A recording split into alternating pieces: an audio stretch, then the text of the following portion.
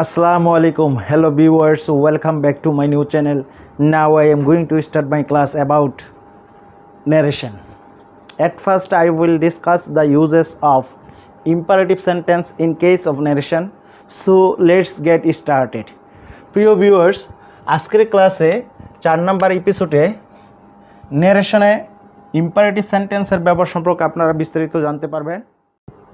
Hello viewers, আপনারা প্রথমে 4টি স্ট্রাকচার দেখতে পাচ্ছেন।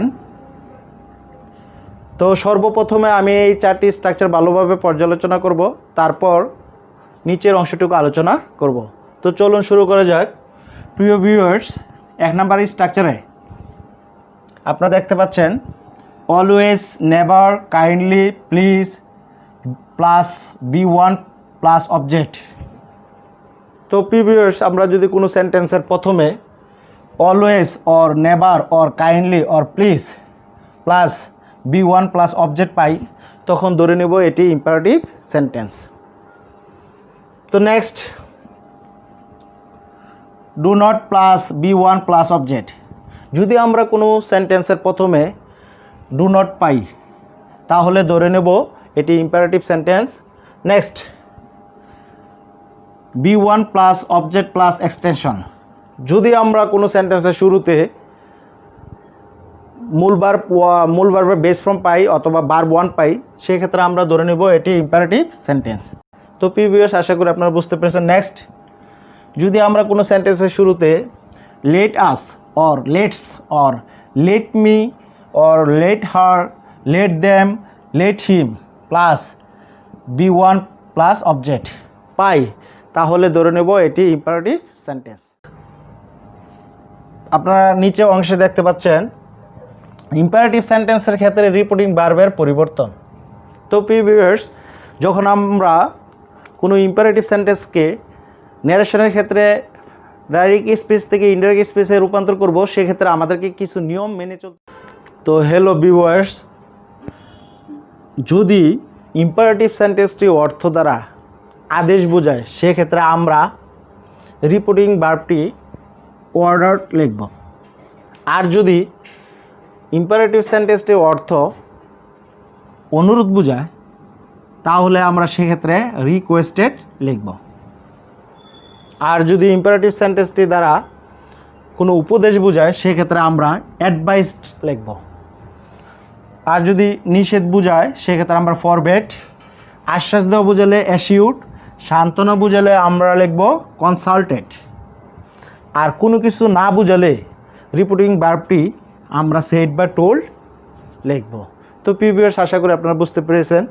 তো একটি সূত্র দেখতে পাচ্ছেন, এই সূত্রটি অবশ্যই আমাদেরকে মনে রাখতে হবে যে কিভাবে আমরা ডাইরেক্ট স্পিচ থেকে ইনডাইরেক্ট স্পিচে রূপান্তর করব। তো প্রিভিয়াস, আমরা শুরুতেই সাবজেক্ট ব্যবহার করব। অনুরোধ বোঝালে রিপোর্টিং ভার্বটি আমরা রিকোয়েস্টেড লিখব। আর আদেশ বোঝালে অর্ডার লিখব। আর যদি উপদেশ বোঝায় অ্যাডভাইস লিখব। আর নিষেধ বোঝালে সেক্ষেত্রে ফরবেড লিখব। আর আশ্বাস দেওয়া বোঝালে অ্যাসিউড, সান্ত্বনা দেওয়া বোঝালে কনসাল্টেড। তারপর অবজেক্ট প্লাস টু, কমার পরিবর্তে আমরা টু ব্যবহার করব। তারপর ভার্বের বেস ফর্ম প্লাস অবজেক্ট ব্যবহার করে সেন্টেন্সটি সম্পন্ন করব। হ্যালো ভিউয়ার্স, আপনারা 1 নম্বর এক্সারসাইজটি দেখতে পাচ্ছেন। তো দেখুন কি দেওয়া আছে। The old man said to the made. বৃদ্ধ লোকটি কুমারীকে বলল, please give me some food. দয়া করে আমাকে কিছু খাবার দাও। তো প্রিভিয়াস, আমরা জানি the old man said to the made, এটিকে আমরা জানি রিপোর্টিং ভার্ব। আর ইনভার্টেড কমার ভিতরে যেটি দেখতে পাচ্ছি, সেটি হলো রিপোর্টেড স্পিচ। তো প্রিভিয়াস, রিপোর্টিং ভার্বের সাবজেক্ট এবং অবজেক্ট, স্পিকার এবং লিসেনার, এটি যদি আমরা ব্যক্তিবাচক নাউন পাই, সেক্ষেত্রে আমরা এর পরিবর্তে প্রনাউন ব্যবহার করব। দি ওল্ড ম্যানের পরিবর্তে আমরা হি ব্যবহার করব। আর দি মেড, কুমারীর পরিবর্তে আমরা শি ব্যবহার করব। তো প্রিভিয়াস, আমাদের যে জিনিসটি সবচেয়ে বেশি লক্ষণীয়, যে রিপোর্টেড স্পিচটি যদি অনুরোধ বোঝায়, সেক্ষেত্রে আমাদেরকে অবশ্যই ডাইরেক্ট স্পিচ থেকে ইনডাইরেক্ট স্পিচে রূপান্তর করার সময় রিপোর্টিং ভার্বটি রিকোয়েস্টেড লিখতে হবে। তো প্রিভিয়াস এখানে please give me some food, দয়া করে আমাকে কিছু খাবার দাও, এটির অর্থ কিন্তু অনুরোধ প্রকাশ পাচ্ছে। সো আমরা লিখতে পারি দি ওল্ড ম্যান সেটটির পরিবর্তে আমরা লিখব রিকোয়েস্টেড দ্য মেড। কমার পরিবর্তে আমরা অবশ্যই ইনফিনিটিভ টু ব্যবহার করব, কারণ রিকোয়েস্টেড রিপোর্টিং ভার্বের পরে অবজেক্ট ব্যবহৃত হয়েছে, তারপর আমরা টু ব্যবহার করব। টু প্লিজের বিশেষ কোনো ব্যবহার থাকবে না, তো এখানে আমরা টু এর পরে ভার্বের বেস ফর্ম ব্যবহার করব গিভ। তো প্রিভিয়াস আপনারা একটি অবজেক্টিভ ফর্ম দেখতে পাচ্ছেন মি। তো আমরা জানি মিটি হলো ফার্স্ট পারসন। যদি ফার্স্ট পারসন কোনো অবজেক্টিভ সাবজেক্টিভ বা পসেসিভ ফর্ম পাই, সেক্ষেত্রে আমরা রিপোর্টিং ভার্বের সাবজেক্ট এবং অবজেক্ট অনুসারে পরিবর্তন করার চেষ্টা করব।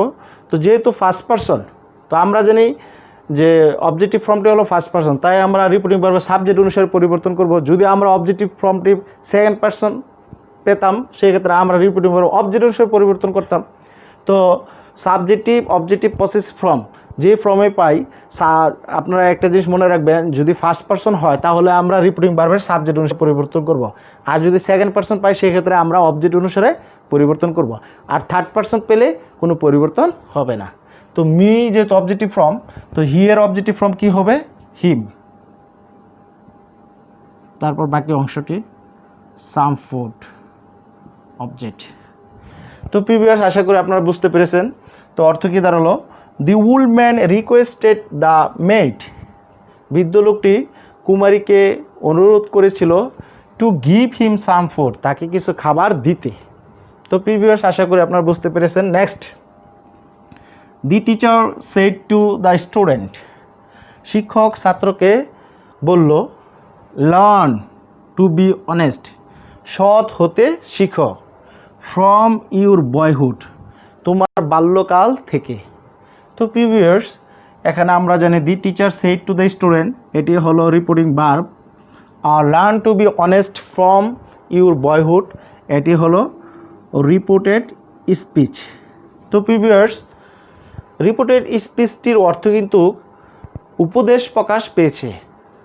তো যদি উপদেশ বোঝায়, সেক্ষেত্রে আমরা রিপোর্টিং ভার্বটি অ্যাডভাইসড লিখব সেড টুর পরিবর্তে। তো দেখুন, the teacher advise the student. তো প্রিভিয়াস কমার পরিবর্তে আমরা অবশ্যই টু ইনফিনিটিভ টু ব্যবহার করব। Two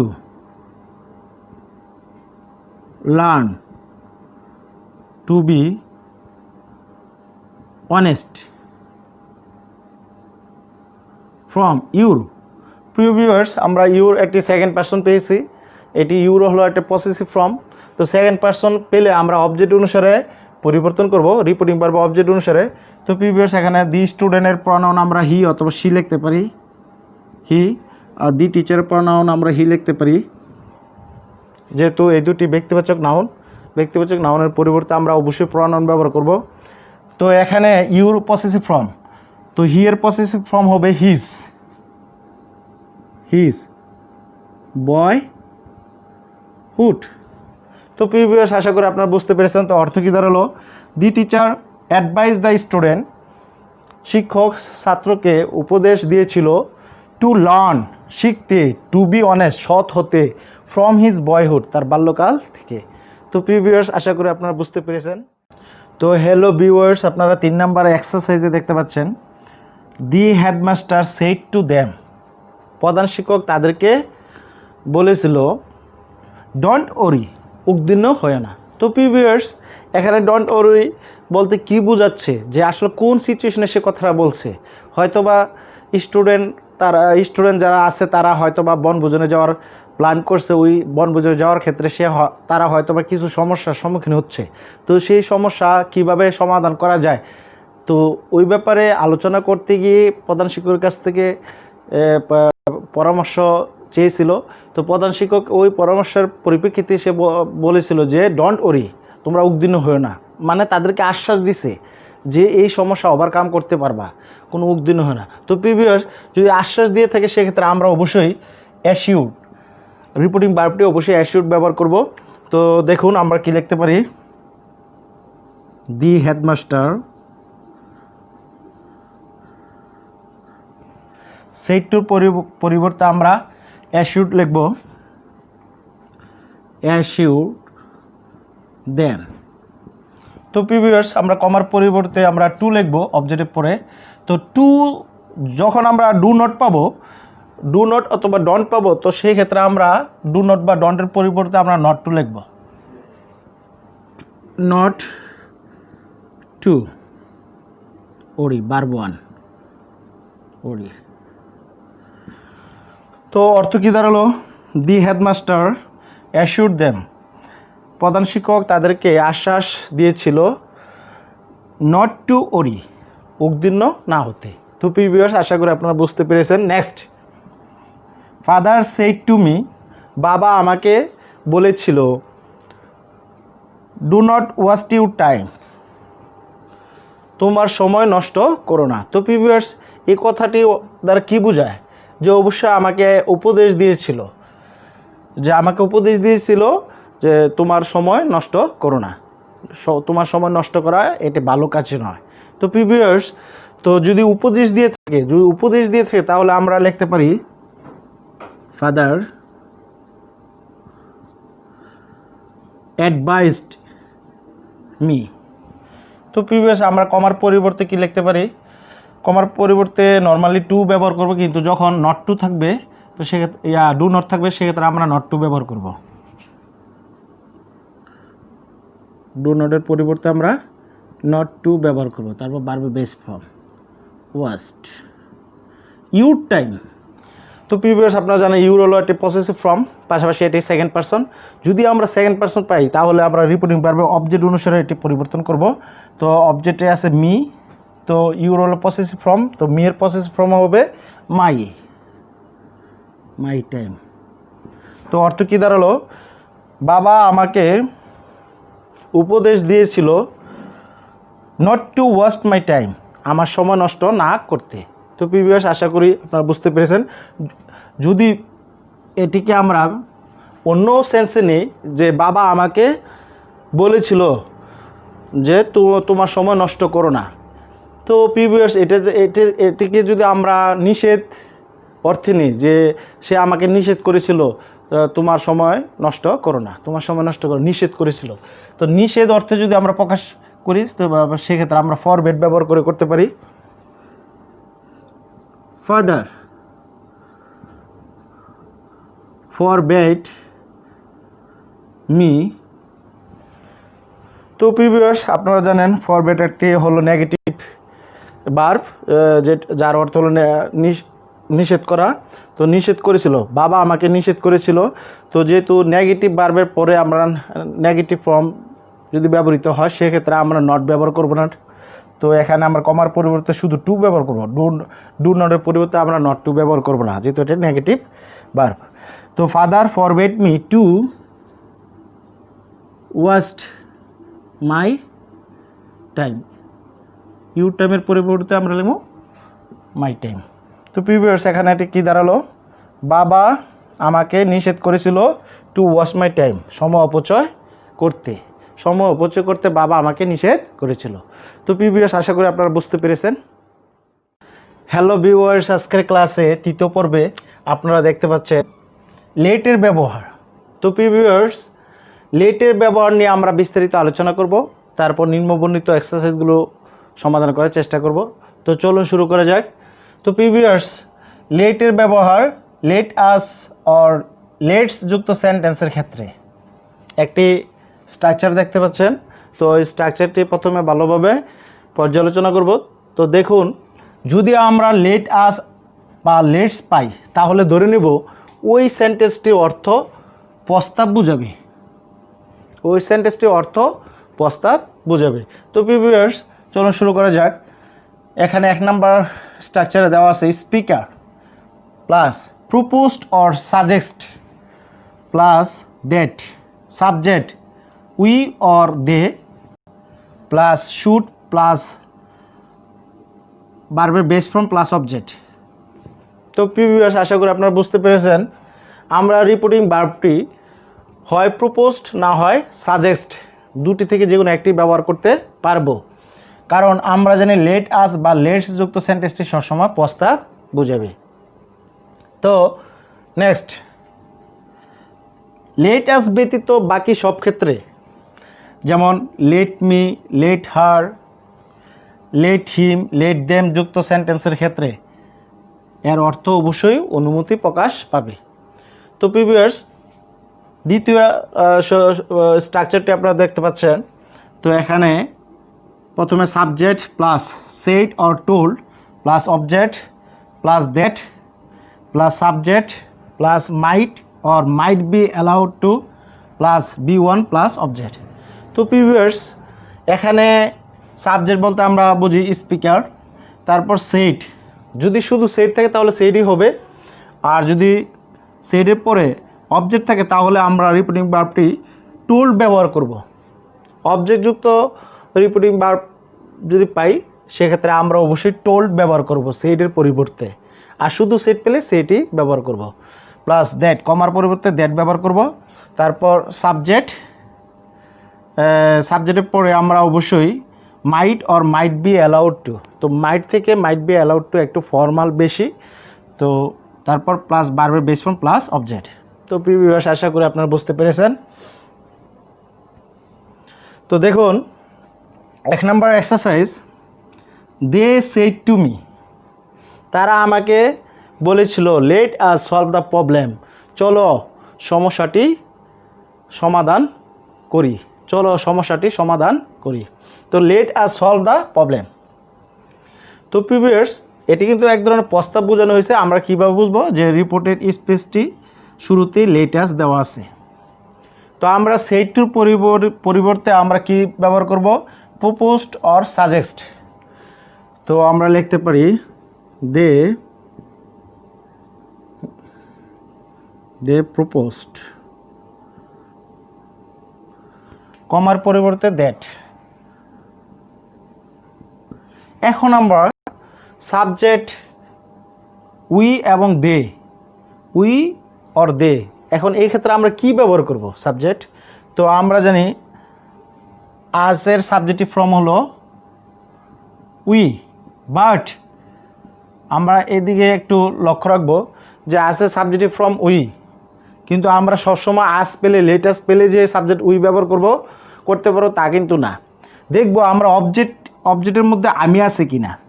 they said to me, তারা আমাকে বলেছিল, তো এখানে আমি আসি, তো আমাকে বলেছিল, তো মি যেহেতু আমিও আছি এখানে, তো অবশ্যই আজের পরিবর্তে আমরা সাবজেক্ট উই ব্যবহার করব, উই। আর লেটের পরিবর্তে আমরা শুড ব্যবহার করব। তারপর ভার্বের base form solve one the problem. তো ভিউয়ার্স আশা করি আপনারা বুঝতে। নেক্সট,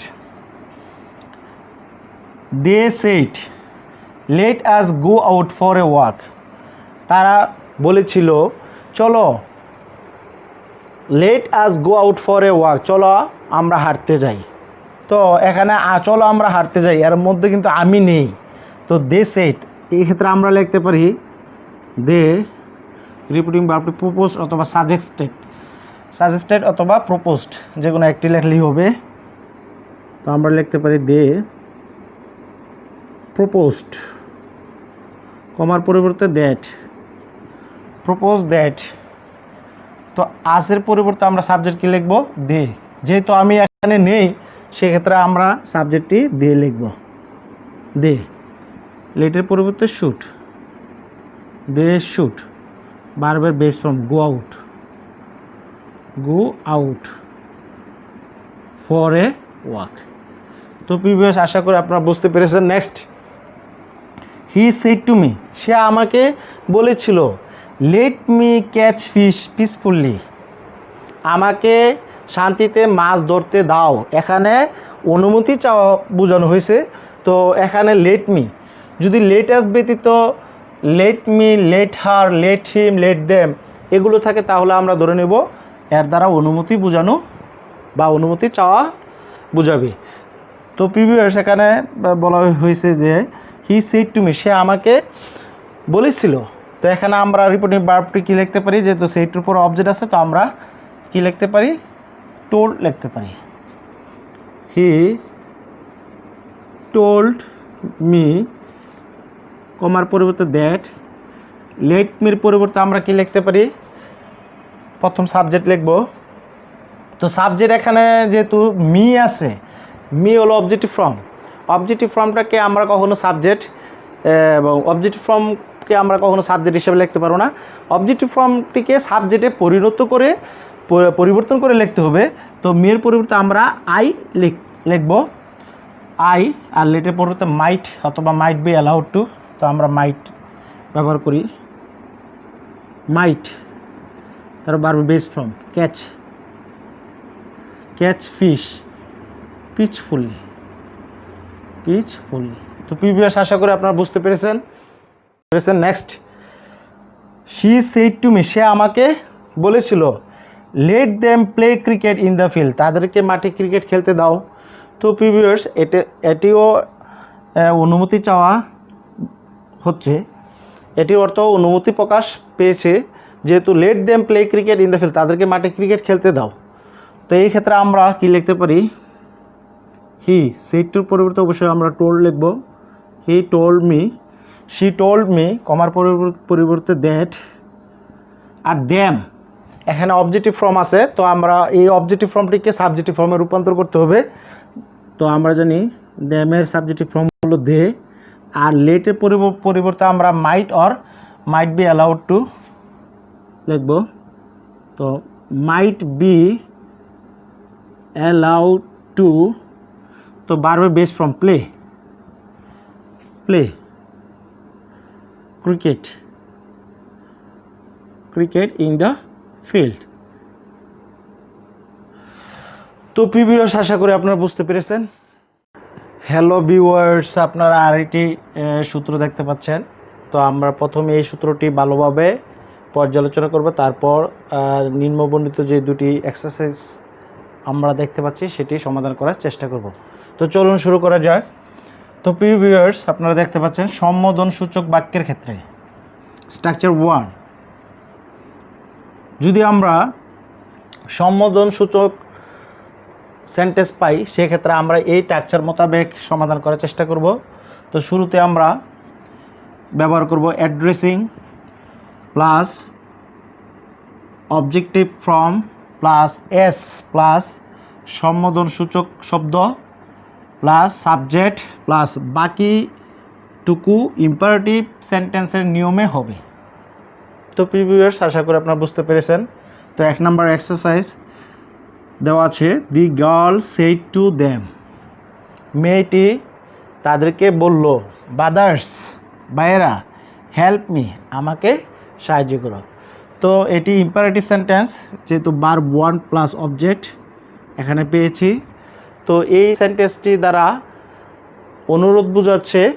তো আমরা লিখতে পারি শুরুতে অ্যাড্রেসিং,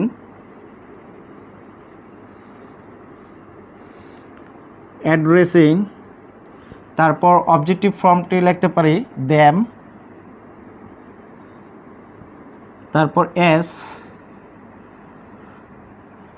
তারপর সম্বোধন সূচক শব্দ ব্রাদার্স,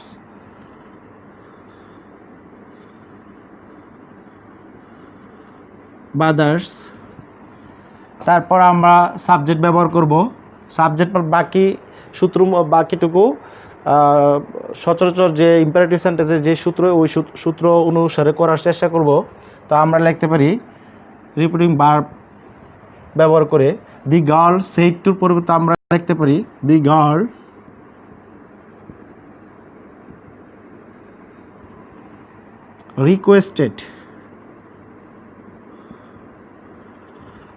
রিকোয়েস্টেড দেম, সেড টুর পরিবর্তে আমরা লিখব রিকোয়েস্টেড রিপোর্টিং ভার্বটি, তারপর দেম লিখব দেম, তারপর লিখব কমার পরিবর্তে টু, হেল্প ভার্বের বেস ফর্ম মি একটি, এখানে আমরা অবজেক্টিভ ফর্ম পেয়েছি যেহেতু এটি ফার্স্ট পারসন, তো আমরা রিপোর্টিং ভার্বের সাবজেক্ট অনুসারে এটি হবে। তো দি গার্লের প্রনাউন শি, তো শি এর অবজেক্টিভ ফর্ম এখানে ব্যবহার করব হার। তো ভিউয়ার্স আশা করি আপনারা হ্যালো ভিউয়ার্স, আপনারা নেক্সট এক্সারসাইজটি আপনারা দেখতে পাচ্ছেন। তো এখানে দেওয়া আছে দি উমেন সেড টু আস, মহিলাটি আমাদেরকে বলেছিল, কমরেডস সঙ্গীরা, প্লিজ অ্যাকম্পানি মি দেয়ার, দয়া করে আমার সাথে সেখানে সঙ্গী হও, দয়া করে আমার সাথে সেখানে সঙ্গী হও। তো ভিউয়ার্স এখানে আমরা লিখতে পারি, যেহেতু এখানে কমরেডস এটি একটি সম্বোধনসূচক শব্দ, তো আমরা শুরুতেই লিখতে পারি অ্যাড্রেসিং, তারপর অবজেক্টিভ ফর্ম, এখানে অবজেক্টিভ ফর্ম আস দেওয়া আছে, তাহলে আমরা লিখতে পারি আস, তার সূত্রের এস, তারপর আমরা সম্বোধনসূচক শব্দটি ব্যবহার করব কমরেডস,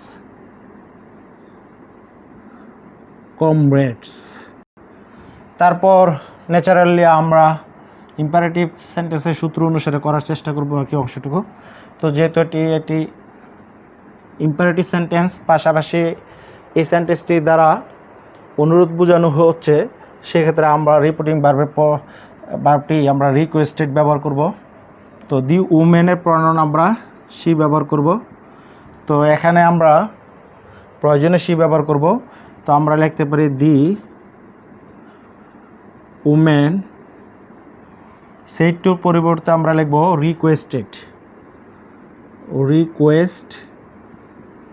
রিকোয়েস্টেড, তারপর অবজেক্ট লিখব আস, কমার পরিবর্তে আমরা লিখব টু, প্লিজের ব্যবহার এখানে হবে না, তো এখানে ভার্ব ওয়ান ব্যবহার করব টু এর পরে, অ্যাকম্পানি,